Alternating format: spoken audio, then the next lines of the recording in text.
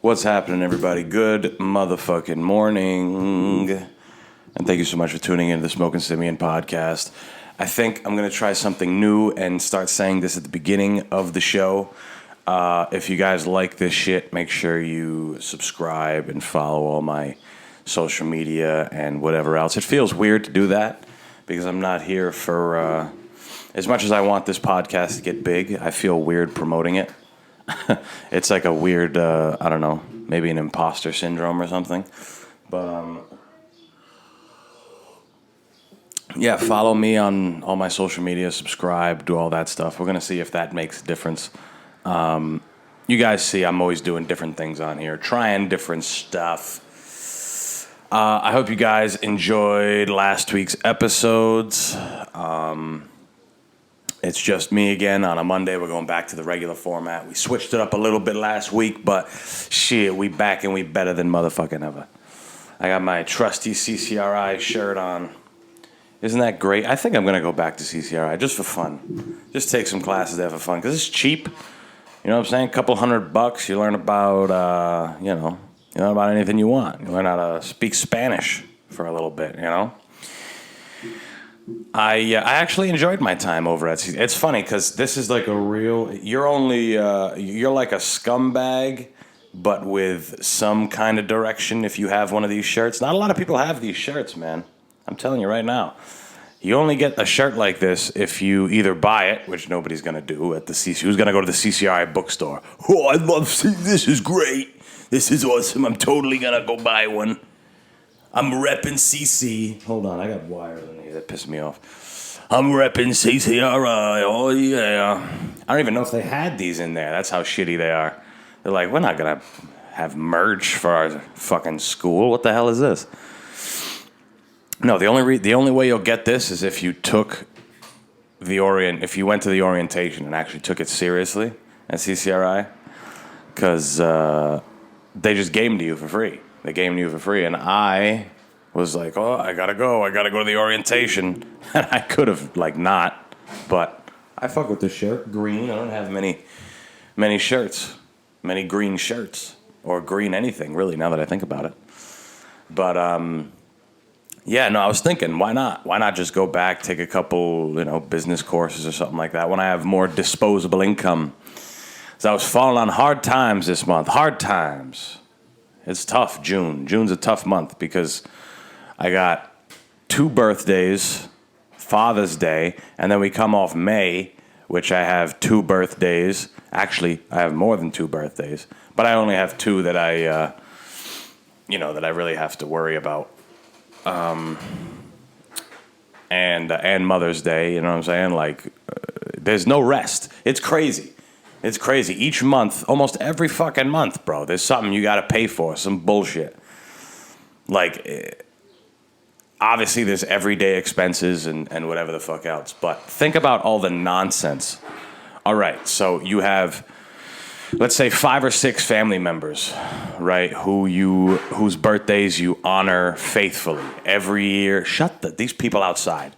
These people outside are always doing some bullshit. They got a fucking nightclub that goes on in their backyard, and I'm over here trying to do my thing, and they're banging pans together, whatever the fuck they're doing. Every time I'm in this motherfucker, is they choose the perfect time next door to just clang, cling, well, we have to do this. They don't sound like that, but I'm pretending that's their accent. We have to do this, and then the ladder, and it's like they're all, what's the word? They all got Parkinson's, and they're in a small room with something that's big, and they're banging it against the wall. That's what it sounds like. But what the fuck was I talking about? I think I was talking about CCRI. Oh, no, falling on hard times and having to pay for shit every month. Dude, there's so many fucking holidays. It's irritating, right? So, what did I say? 5, let's say you have 5, 5 birthdays that you're faithful about. Your parents, your 2 siblings, maybe your grandparents, all right? So that's 6. And then you got, your significant other. And so 7, right? Let's say 7. And those are the people you pretty much faithfully do. Forget when Christmas comes and you got to get everybody else that you kind of skimped out on because you don't see them as often. That's okay. So there's 7 dates right there that you have to do. Now let's think about all the fucking holidays where you got to pay for something. It's not always a gift, but it's something has to be paid. Travel, fucking, you got to bring food or a gift. You know what I'm saying? You got to bring something. You got to pay for motherfuckers. So January, you're unscathed. Actually, I'm dumb. The first day of January, you got to spend some money, right? It's New Year's Day. You might have to go out. The night before, it kind of bleeds into the same day. So, you know what I'm saying? It's New Year's Day, New Year's Eve, the holiday, which is one of my favorite holidays. There's some money that has to be spent there, right? And then now we're going into February. And then February's Black History Month, so you got to spend some money. No, I'm kidding. It's February, so Valentine's Day. For the people who don't have a boyfriend or girlfriend, then, they save some money there. And then March, there's St. Patty's Day if you're a bum and you use that as an excuse to go get hammered. There's money to be spent there. April, there's fucking Easter, which is the worst holiday. Easter's the worst goddamn holiday. I hate Easter. If they just eradicated Easter off the planet. It's funny because I've always said that I don't like I like Easter less than I like Christmas. But it's kind of a toss-up because I almost never even think of Easter as anything. It's like, oh, whatever, Easter. But you got Easter. And then May, you got Mother's Day. June, you got Father's Day. July, you got fucking 4th of July. And then now we're going into August. August, you're good, right? August is your 1 day so far that we have nothing to pay for, or your 1 month. And then there's September. All right, we're still good. But if you're going back to school, if you're a kid or you're a parent, then there's money to be spent there. And then what else? Then we're going into October, Halloween, November, Thanksgiving, and then December, the biggest money grab of all, fucking Christmas, Black Friday. Black Friday's on Thanksgiving, but you know what the fuck I mean. It's just sickening, is it not? It's sickening. How do people just... I understand, you make money, you do your thing, but how does that not bother people? How, to me, I'm just sitting here thinking, I'm like, God damn, every fucking month, you got to shell out some money. You got to shell out some money to your loved ones. What is this? Are you crazy? Do I not do enough for you every other day? Now I got to buy you shit on this specific day? Are you crazy? Let me buy it for you on your day, on your birthday, or we can pick a fucking day. Just pick a day. Can I pick the day, please? I'm the one paying the money. You can do the same thing for me. If you don't have money, if you can't do whatever the fuck you got to do for me on June 5th when it's my birthday, pick a day or don't do anything at all because I really don't care. But let me pick my day, all right? Let me pick it. That's why I like doing a trip. Right? Because I can be like, oh, yeah, we're going to go see a Red Sox game in a month because then it gives me some time. You know what I'm saying? But, yeah, fell on some hard times. Last week I didn't make much money. But it's also, it's me, too. I don't want to work. I don't want to work these bullshit jobs, bro. It's there's this idea of being lazy. You're lazy. I watched a video of Charles Bukowski, and he's talking about how humans have this infatuation with getting up and doing things. You got to go do something. And I feel the same way. I suffer from it. Sometimes it's like, oh, I'm not doing anything. I'm a lazy bastard. I'm not fucking doing nothing. But he's like, watch, you guys will see that miserable bastard with holes in his face. He's like, you guys will see years from now. You'll see. And he's right. You know what I'm saying? Why? I'm kind of adopting the idea that he's bringing about. Why is there such a focus on work? There's the book I always talk about, the 4-Hour Work Week. The book I'll never finish. It's on my laptop. It's hard to read. But, you know what I'm saying? Why is there such a stress on work? We got to work. Don't get me wrong. There's consistency. There's such thing as consistency. You need some consistency. You can't just be fucking, random. You can't be doing things at random. I've done it, and I do it. It fucks things up. It ruins things. But what happens when other parts of your life are lacking and you're trying to pick up, you're trying to ramp things up in other areas, it doesn't work that way. It kind of... you end up in a rut, more or less. At least I do. But I also saw somewhere that laziness isn't really a trait. It's like there's something else you're dealing with that's making you lazy. I don't know. I don't know what the fuck it is. But, it's partly me, man. I don't want to work these jobs. It sucks. It sucks. And some people are going to listen to this like, oh, this motherfucker. I get up at 5 a.m. and I drive 2 hours and I contract all day and I put up this and I don't love it, but I do it because I need it and then I work and I... Yeah, that's great. That's fucking great. That's awesome. What a life. What a great life for you. Right? What a phenomenal life for you. How can anybody draw pleasure, or how can anybody be excited to be rang early in the fucking morning by an obnoxious alarm to go to their job that you more or less don't love, right? There's nothing spiritual about it. There's nothing that ignites you. And if it does, this conversation is not for you.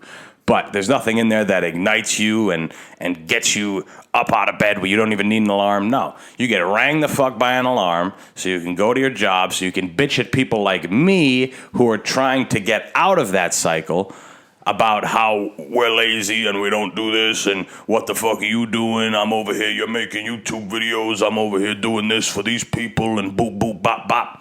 That's fucking awesome, dude. You're doing it for the wrong reasons, first of all. If you're just saying, I work like a motherfucker. All right, cool. Do you have a family? No, I work. That's what I do. Okay, so you're a victim, essentially, is what you're saying. You're a victim. You've been tricked. You've been tricked into thinking that you gotta work to do this thing and whatever the fuck else. But it's not. Now, there's an admiration I have for the people who work a job that they hate for the love of their families. That's different. That's something admirable, something I couldn't do. That's why I don't want to have. That's part of the stress of it, though, because I have my girlfriend and she wants to do things and I want to do things, but I more than I want to do these other things, I don't want to. I'm not going to work all these hours at something that I don't want to do, just to get money to go do these other things. Like, that's a trap to me. I got to find a way to get the money otherwise. Now, that's going to take some time. I talk about it all the time. It's going to take time. That's what the fuck it is. And right now, it's just about grinding and working these shit jobs and these odd jobs and whatever the fuck else I got to do for however many more years I have to do it until I'm comfortable and able to support myself off of the things that I love. And that's what it is. I mean, it sucks. It sucks in the sense for me that I don't want to do these jobs because I don't have any money. I have money, but I'm the type of guy who'll have, $10,000 in his savings and say that he's broke because in my checking account where I pay my bills, it's low. And I'm not seeing any money coming because I don't want to touch my savings. I don't want to touch my brokerage account. That stuff's important. The savings are there in case there's an emergency or if I want to make an investment elsewhere. I want to put it in the business, want to put it in the podcast. That's what that's for. I'm not supposed to be dipping into that to pay bills. You know what I'm saying? That's my savings. And then my brokerage account is even more important than that. I'm not supposed to be going in that at all. That's supposed to be growing and growing. I'm supposed to be putting stuff into that. I'm supposed to be putting money into there. I'm not supposed to be selling shit and whatever the fuck else and taking the money out. Maybe one day you liquidate it, you take whatever, but those are emergency funds. One's an investment fund, one's an emergency fund. I can't be dipping into those fucking things. So that's what it is. That's what I've been kind of dealing with. I go and I think I'm going to start these new jobs, and I don't feel like learning. I don't feel like doing any of that stuff because I'm 24 now. I've only worked in restaurants. I have a life and health insurance. I'm licensed to sell that shit. But I'm not interested in selling it. I could. That's, like I said, that's my third level backup plan. If I can't go live out in the wilderness alone, then, we'll go sell. We'll go sell something legitimate. Not heroin, right? Don't want to sell any of that. Except to my neighbor downstairs. I hope he took up my advice and just started doing some heroin. He hasn't banged on the ceiling in a while, but I'm sure he will soon. It's been the weekend. I'll keep you guys updated on that. It's a fun little saga. It's a nice little saga. We got a little beef going on. But yeah, man, I've been struggling with the idea of, hey, you have too much free time. You're not really doing anything with it. Your podcast stuff, you finished your stuff for the week. You're scheduling all this stuff. And you're kind of not really doing anything right now. What's going on? Yada, yada, yada. And I'm struggling with that, but I'm also struggling with the fact that I don't want to work these jobs, It's unfortunate. I feel I try to come in with a positive mind. Like today, I'm going to work. I'm going to try my best to, make the best out of it and do my thing. But I really don't want to be there, and I don't want to live that my whole life. I don't want to. To me, that is a nightmare. I say it all the time, but it's an absolute nightmare. Going to work and just going to work because you have to. That's what's upsetting to me. I like being able to go to work when I want to, not so much when I have to. And if I have to, then I like the opportunity to be able to pick up more work. Like, all right, I can do some of this or I can do that or whatever the fuck else. That's what I'm looking for. But eventually the goal is no work. No work, bro. No work. That's the goal. And if that's not your goal, then you're going to have a life full of just being tired and having to put your feet up. And, I don't want this to sound... I don't know what the word is, but I don't want to say condescending because I'm not being condescending at all. This is just my view, and I know a lot of people share it. But, sometimes it's just what makes a person go to work every day. It's the money, it's the bills, it's the allure of the value that we put on the dollar. It works for suckers, bro.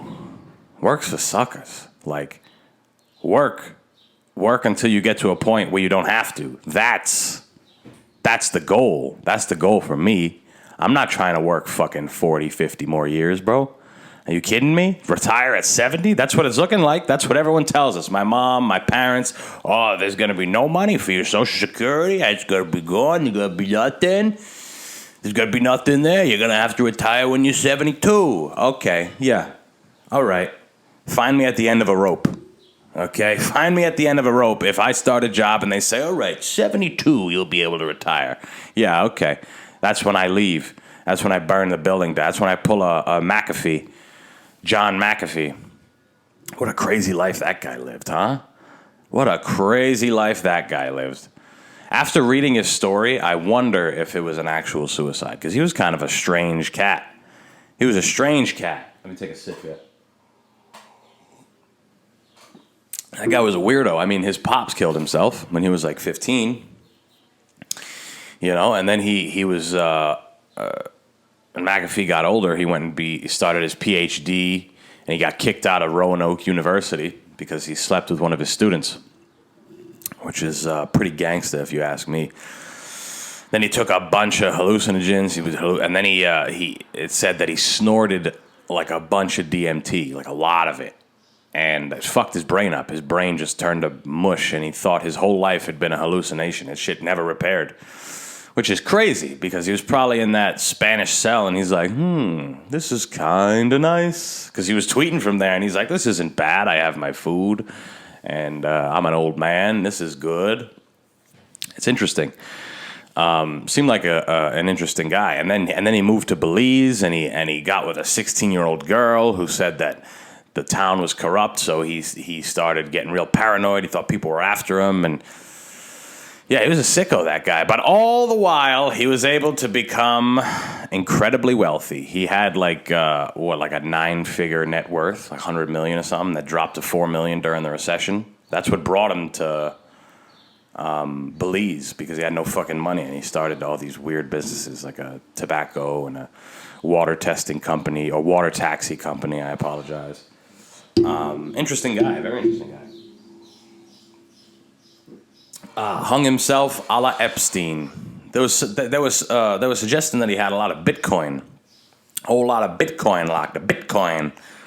They were suggesting he had a whole slew of that shit, and I'm not sure exactly what he got arrested for. He got like arrested in an airport or something. I'm not sure exactly what it was, but it's interesting what happens in this lovely society because there's just an elite of people that are just can. Like that. Kill a motherfucker. Just kill him. Just like the mob. And they got rid of the mob. And the guy who got rid of the mob, Rudy Giuliani, can't even practice law in New York anymore. He can't even do it anymore. Because he was part of the biggest mob cartel in the fucking world. He was Trump's advisor. Or Trump's lawyer. You know what I'm saying? That's the biggest fucking mob cartel in the world. So if you are a part of that, they're going to fuck on you. I mean, don't get me wrong. He may have made some statements, whatever. Everyone makes statements, right? Everyone makes a few statements about election fraud that may or may not be true. Everyone does it. It's just because he's Rudy Giuliani. It's because he's on the highest scale. He's in the mob. He's in the highest part of the mob. He worked hard to take him down, and then he ended up being a part of them. How crazy is that? And now he can't practice law anymore. I mean, he's an old fuck. Does he still want to? Like, that's what I'm saying. A guy that age, do you still even want to? Just retire. Just stop. Just go to the Hamptons and get your balls licked all day. You know what I'm saying? Like, what are you even doing at this point? I would be begging to get banned. Please ban me. What else can I say to get me banned even longer? Yes, the entire election was false. It was a sham, the whole thing. People were just burning ballots. I'm pretty sure people were ripping fucking mailboxes out of the ground and turning them into license plates, burning the contents, people dumping them into rivers. It's all true. It all happened. Fire me. Ban me for life, for the rest of my life. I only have 10 years left. I don't even know how old Rudy Giuliani is. It's so strange that all of our leaders are just old fucking people. Isn't that strange? They're all just old people. I understand that, you know, the government or whatever is the edgy thing to say is they're an oligarchy. And it obviously makes sense. I mean, it's the old group. You know what I'm saying? It literally is the definition of an oligarchy. But it's just strange how many old fucking leaders we have, bro. It's crazy. Why do we have... There's some countries, right? Like the Asian countries. A lot of Asian countries, Japan, China, those ones kind of more specifically. They value their elders more than anything. They value the fuck out of them. If you fuck with an elder there, you might as well be fucking children.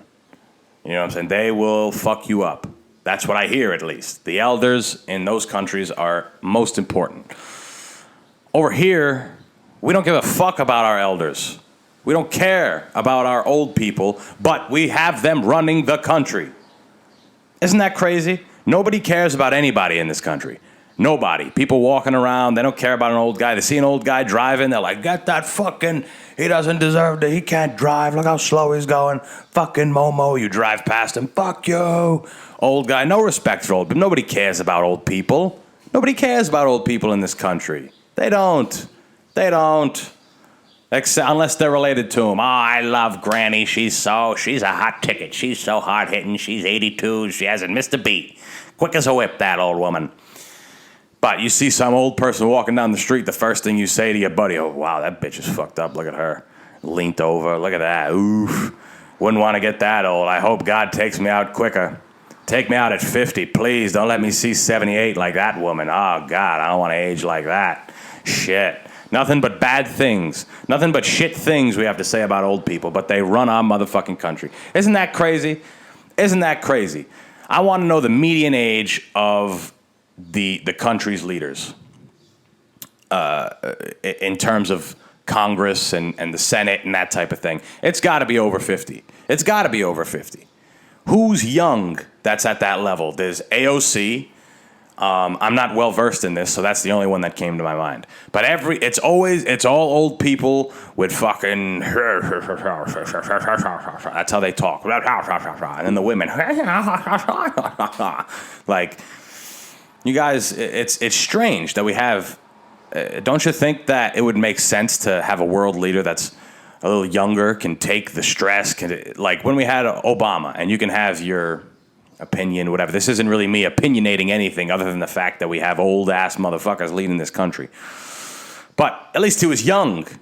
At least he was young, he was vibrant, he had some energy. Now when he came out, the motherfucker looked terrible when he came out.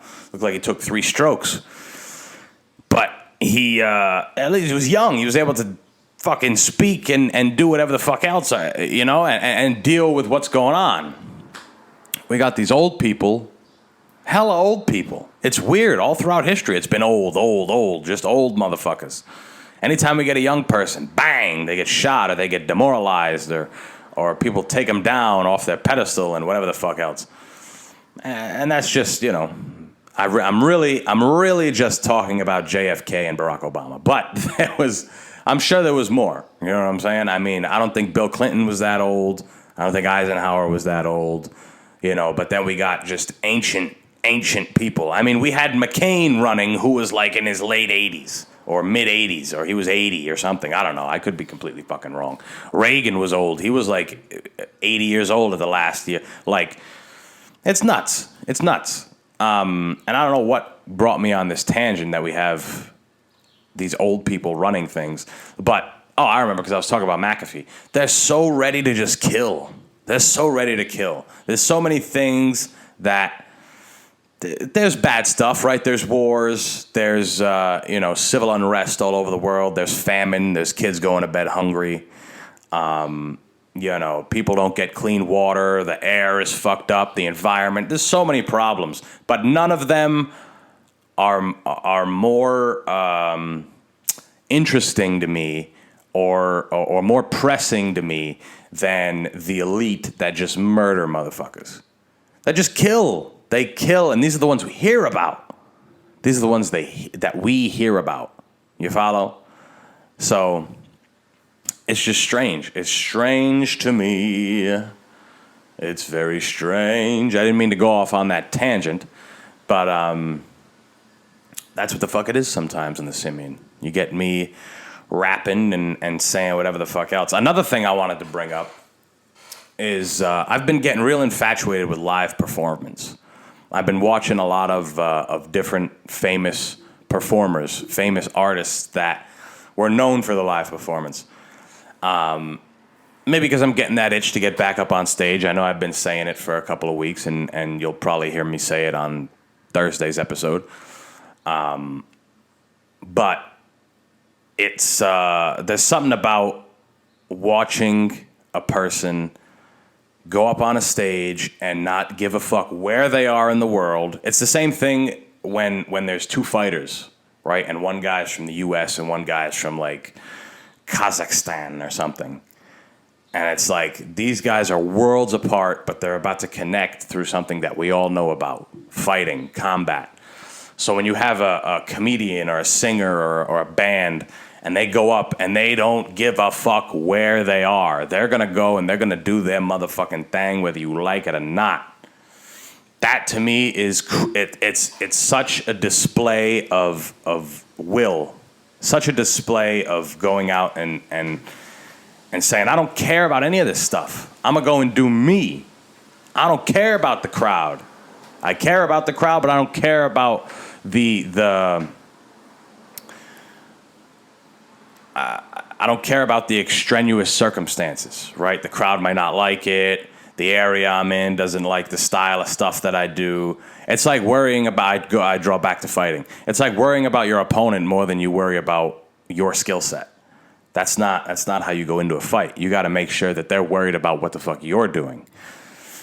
So one of the ones I was watching was James Brown in Zaire.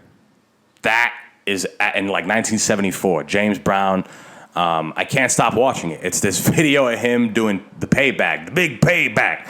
I love it. I love the nuance of everything.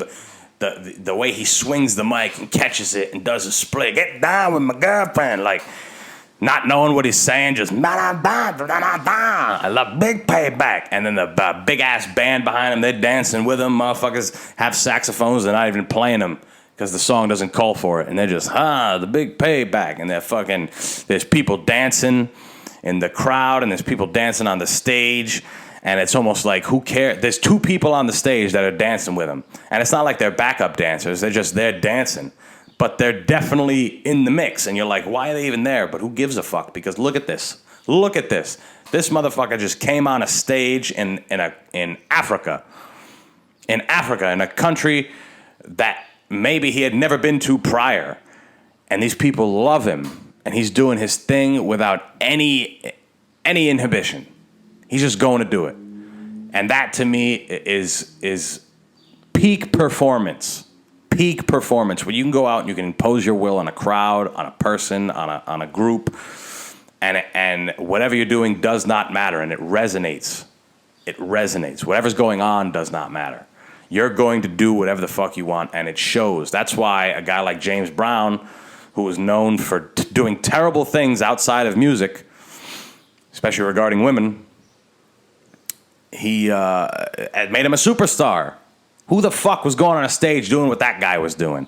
Splits and just screaming and just saying things that just come out of him. Good God. Like, who says that? Who just says that in the middle of a thing? You know what I'm saying? And then just, like, it's crazy. It's crazy. Live performance, to me, is one of the modern marvels of human society to me. I love it. I love watching a person use all the skills that they accumulated and just go out and be them in the way that only they can.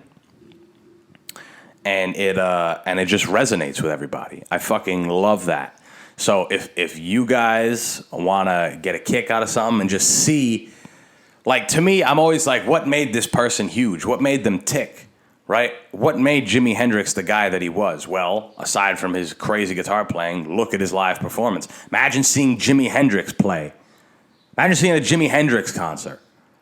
Like, what the fuck is that? Or seeing a Lenny Bruce concert live at Carnegie Hall in 1961. You follow me? Like, I'll listen to that. Any of these guys. James Brown. Like, literally what went through my mind was like, what made... I understand, like, James Brown was like he was a huge figure, and he did his thing, and he was a great performer. But what really, like, I got to see it. I hadn't seen it yet, and I watched it, and I was like, wow, no fucking shit. No wonder this guy was at the height. Like, no wonder. Or even a guy like Ray Charles, bro. A guy couldn't see. Just watching that guy play and sing, to me, is enough. Like, doom, doom, doom, doom, moving his head, and you know what I'm saying? Like, that to me is enough, because that's him, and you know it's him, and that's just what the fuck it is. I don't know why, I've just been binging these performances, and if you ever have any questions or for me, for whatever reason, I like to see the nuance. I like to see what makes people tick and what makes them. Why this person was a legend, why this person was so prominent at this point in time. And a lot of the time, it's artists who perform. Their performance is crazy. There's so many artists where it's like, oh, I wish I could go. I wish I saw. Like DMX, bro. That guy, when he would finish a show, no matter who's on after him or who was before him, the show's over, bro. The show is over, bro. He had it down to a science. Jay-Z talks about it in that, whatever it's called, Barbershop, I think it is. And he talks about how they were on these motherfuckers outside. I swear to God. I don't know if you guys can hear it, but I'm going to go get my RPG real soon and just blow them away Taliban style, Abu Ghraib style. But, damn, I lost my train of thought. Shit. These guys are out here grinding. I don't know what they're doing. It sounds like they got a soapstone and they're getting ready to... It's like there's a blacksmith back there, bro. There's a blacksmith back there, and they're working on a big fucking sword to go fight. It's weird. Yeah, I don't fucking know. I lost my train of thought. I think I'm going to wrap this motherfucker up anyway. I've been on here just talking, saying a lot of words, to be honest. There's a lot of words that were said in this short time, at least I feel. This coffee's helping. I got to take a dump, too. So that's what happens with the coffee, man. It's coming quicker and quicker. I don't know if it's because I'm a little older or whatever else, but when I drink coffee, it's almost instant. I have to go to the bathroom. Anyway, we're going to wrap this motherfucker up. Thank you guys so much for listening yet again on this Monday morning. Listening to me just think out loud and spew nonsense. I hope you guys enjoyed it. I hope you guys follow, subscribe the show or to the show. If you're on YouTube, like, comment, share, do all that bullshit. All the links are in the description. Make sure you follow me. Yeah, from now on, I'm going to say it twice. We're going to say it at the beginning and at the end. Unless I have a guest, because then that's weird. I don't want to start a conversation with, hey, make sure you get. No, that's not going to happen. But on these solo episodes, the ones that nobody listens to, that's when I'll fucking do it. But anyway, thank you guys for listening. Talk to you guys on Thursday. Peace.